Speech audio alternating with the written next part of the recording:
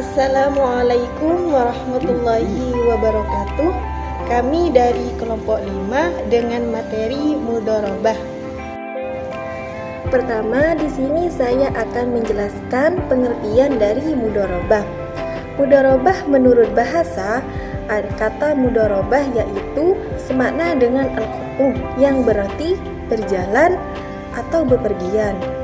Sedangkan menurut istilah, mudharabah adalah akad kerja sama usaha antara dua pihak, di mana pihak pertama yaitu sahibul mal menyediakan seluruh 100% modal, sedangkan pihak lainnya menjadi pengelola. Keuntungan usaha secara mudharabah dibagi menurut kesepakatan yang dituangkan dalam kontrak. Sedangkan apabila rugi ditanggung oleh pemilik modal, selama kerugian itu bukan akibat kelalaian si pengelola tersebut. Yang kedua, di sini saya akan menjelaskan hukum mudharabah. Dalam instruksi muamalah antara satu orang dengan lainnya, untuk melakukan perjanjian mudharabah adalah boleh atau mubah. Yang mana hukum ini diambil dalam hadis Nabi Muhammad SAW yang telah diriwayatkan oleh Ibnu Majah dari Su'ab radhiyallahu an, yakni Nabi bersabda, ada 3 perkara yang diberkati. Yang pertama yaitu jual beli yang ditangguhkan, memberi modal, dan mencampur gandum dengan jelai untuk keluarga, bukan untuk dijual. Dasar hukum mudharabah secara ijma'. Para ulama secara ijma' juga dinyatakan bahwa mudharabah diperbolehkan. Dalil ijma' adalah apa yang diriwayatkan oleh jamaah dari para sahabat bahwa mereka memberikan harta anak yatim untuk dilakukan mudharabah atasnya, dan tidak ada seorang pun yang mengingkarinya. Oleh karena itu dianggap sebagai ijma'. Ibnu Taimiyah menetapkan landasan hukum mudharabah dengan ijma' yang berlandasan pada nas. Para pemilik modal memberikan modal mereka kepada para amil atau pengelola. Saya akan menjelaskan rukun dan syarat mudharabah. Menurut ulama Syafi'iyah, rukun mudharabah yakni rukun qirad yang terdiri dari 6 rukun, seperti A. Pemilik barang yang menyerahkan barang-barangnya. B. Orang yang bekerja, yaitu pengelola barang yang diterima dari pemilik barang.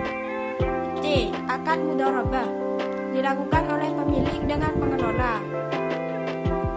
D. Mal, yaitu harta pokok atau modal. E. Amal, yaitu bidang pekerjaan proyek pengelolaan yang dapat menghasilkan laba. F. Keuntungan, sedangkan syarat sahnya mudharabah sangat berhubungan dengan rukun-rukun mudharabah. Sedangkan mengenai syarat-syarat sahnya ialah yang pertama, modal atau barang yang diserahkan itu berbentuk uang tunai. Yang kedua, bagi orang yang melakukan akad disyaratkan mampu melakukan tasarruf. Akad dilakukan oleh anak-anak kecil, orang gila, dan orang yang di bawah kekuasaan orang lain. Akad mudharabahnya batal. Yang ketiga, modal harus jelas agar dapat dibedakan antara modal usaha dengan laba. Yang keempat, persentase keuntungan antara pemodal dengan pengusaha harus jelas. Yang kelima, melafazkan ijab bagi pemodal atau qabul bagi pengusaha. Baik, langsung saja jenis-jenis mudharabah. Di sini jenis-jenis mudharabah ada 2. Yang pertama mudharabah mutlaqah, yang kedua mudharabah muqayyadah. Mudharabah mutlaqah merupakan pernyataan modal tanpa syarat yang berarti pengusaha atau mudharib dapat dengan bebas mengelola modal dan melakukan usaha apa saja yang sesuai dengan keinginannya. Sementara mudharabah muqayyadah adalah pernyataan modal dengan syarat-syarat tertentu. Artinya tidak semua usaha bisa dijelaskan dengan modal tersebut, yang mana hanya usaha yang telah ditentukan di dalam perjanjian yang dapat dikelola oleh penerimaan modal. Pemilik modal juga dapat menentukan syarat dalam mencari kegiatan usaha yang akan dibiayai. Oke, di sini juga ada pengaplikasian mudharabah dalam perbankan.